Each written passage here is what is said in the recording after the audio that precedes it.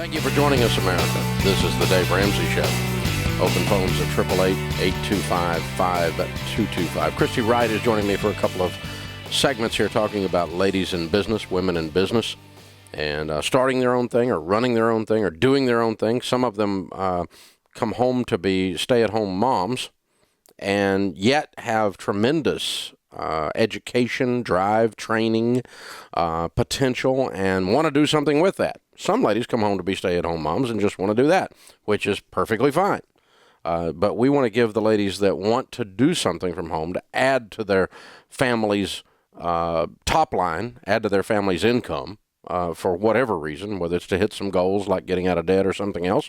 We want to give them some tools to do that.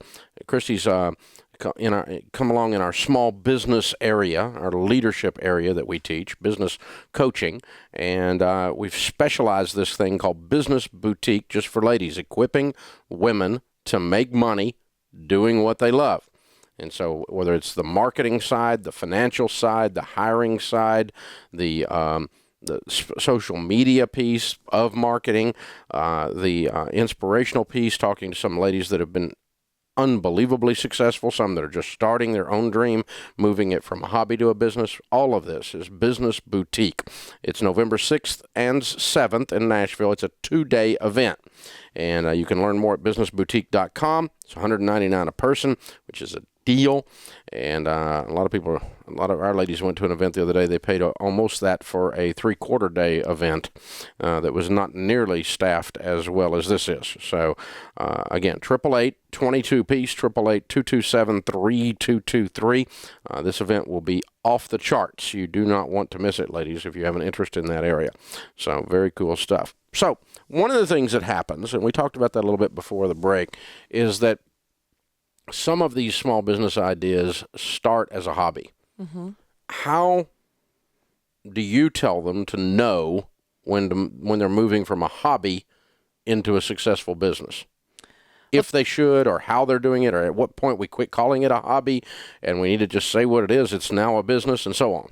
Well, I think first you really have to ask yourself, is this something that I want to treat like a business? And that means that you're going to treat it for the purpose of making a profit. Now, you're still serving people, but the difference between a hobby and a business is that a hobby costs you money and a business makes you money. And that seems really simple, but a lot of people, not just women, have hobbies that they say they want to turn into businesses, but they keep treating them like hobbies and they don't look at their profit margin or any of their financials. And they're like, well, I just love it. That's all that matters. And if you want to turn this into a business, that's great, but you've got to start treating it like a business. So the first question would be to ask yourself, do I want to do that? Do I want to take this thing that I love, that I do right now for fun as an outlet, and have the responsibility of treating it like a business? Because if you want the business to be successful, you have to treat it differently than you do as a creative outlet. So if you want to do that, then we can give you the steps to do that. And if you don't, that's fine. And by the way, you can make a profit and still be creative. Right. Absolutely. And you can still enjoy it. So many people say, well, I enjoy it, so I feel guilty making money, as if for some reason you're not supposed to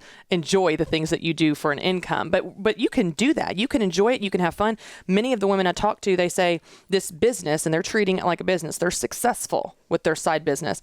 They say, it is this outlet for me that is one of the areas of my life that I give to, and it actually gives back to me. It actually gives me energy versus depleting my energy. So you definitely can build a business that still does those things for you, but a business will have additional responsibility of plans and financials and record keeping and people that you're accountable to, whereas with a hobby, you don't have those things. So you really need to ask yourself if you're ready to do that before you turn that into a business. I find myself in the entree leadership material working with men or women, mm-hmm. often almost reprimanding someone who thinks they're running a business, but it's yet to make a profit. And I always tell them, this is a hobby. Right. And so it's kind of the other way. And you're on one side of this where the other side of this, in a sense, where you're saying, okay, this is a hobby. Let me show you how to make it a business. Right. Rather than it's a business is not cutting it. Right. And if you have a hobby that you enjoy and you are able to turn it into a business that you are good with the amount of responsibility, how great is that? Because you're combining something you love with making money. So you enjoy it and you're having a good time, plus you're contributing to your family income. So it can be done and it can be very, very enjoyable. But there's a process you go through. You can't, like you said, you can't keep treating it like a hobby and not making money because first of all, your family is going to be funding it. So it has serious implications to your family budget. Additionally, especially for moms that have all of these responsibilities to the household and family, it's very difficult to justify 20 or 30 or 40 hours a week away from your family just because you love it. You know, you need to have a financial ROI to say, I'm spending this time painting, doing crafts, teaching lessons, tutoring, and I'm also have this financial ROI to show for it. Yeah. So what are some examples of hobbies that you have seen as you've coached people on these things go into legitimate businesses? So there's two main common areas. You've got the product side of things, and a lot of people start their product-based business on Etsy. So that would be crafts, sewing clothes. You always use the example of the hair bows, where it became an incredibly successful company. T-shirts, handbags, all of those product side of things. And then you have the service side of things, and that could be anything from walking dogs to mowing lawns to teaching lessons to doing transcription services, hair and makeup artist. A lot of people with professional education and experience, whether that's a graphic designer or programmer, things like that, if they go do freelance and build their own business, they're incredibly successful because those services are in high demand and they pay well if they build the business right. So you really have those two sides of things. Very cool. Good stuff. Now, we talked a little bit about fear before the break. And it's a barrier for everyone in business, ladies too. The first step is the hardest. I mean, it's kind of like a lot of things, I guess. When you finally do step out there and take the first step, push through the fear, the fear starts to dissipate. And the more steps you take, the more I guess you get confidence. And I've noticed that just as an entrepreneur myself. But how are you coaching these ladies to push through that fear? What's the key to doing that? Well, I think one of the big myths around fear is that if you have fear, something's wrong. It's a red flag that you shouldn't do it because you're scared. You've got to somehow get over that fear before you can take steps. But just like you said, taking the step is actually what gets rid of the fear. So I'll use an example with me speaking on stage. What I encourage people to do is just do it once. You don't have to say, I'm going to commit to a career of speaking. Just walk on a stage once. And once you walk out there and you do the thing, then you have the confidence of, I've done it once, I can do it again. And I didn't die from it. Right, exactly. I'm still here. Which on I public made it. speaking, people think they're going to die. It does feel like that sometimes.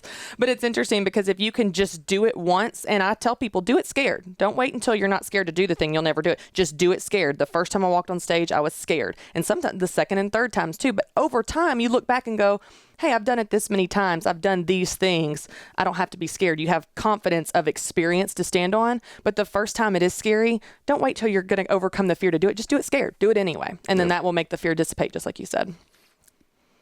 You know, everyone has overused the metaphor of learning to ride a bike. But it's anytime you're outside your comfort zone, learning to do something that's not going to kill you. Right. You know, or not going to bring you harm. Right. And so you want to do it scared, but you don't want to do it unwise and scared to where, you know, if this doesn't work, we bankrupt. Right. We don't want to do that. Right. And so it's a baby step. It's a small step. But and what we encourage folks to do is to take positions that are, if they fail, it's a non-fatal failure. Right. And that reduces the fear to where it's just an emotion. Right. It's no longer a logical fear. Right. If it's a logical fear that's telling you not to touch a hot stove, you want to hear that one. Right. You know, that tells you don't step out in traffic, you'll get run over. And so that's a logical fear. But the illogical fear that we all have, man, woman, new, old, entrepreneur, whatever, it doesn't go away. You learn to control it and you learn to see it for what it is.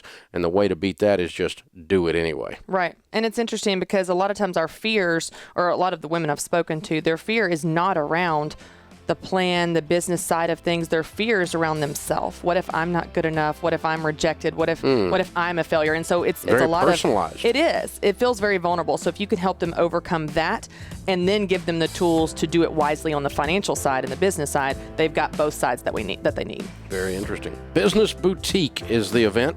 Christy Wright is the main speaker. Rachel Cruz, Stephanie Parker, Cordia Harrington, a whole lineup of top flight ladies in the business world there to teach you about the different areas of business. Learn about it at businessboutique.com or call 888-22-PEACE, 888-227-3223.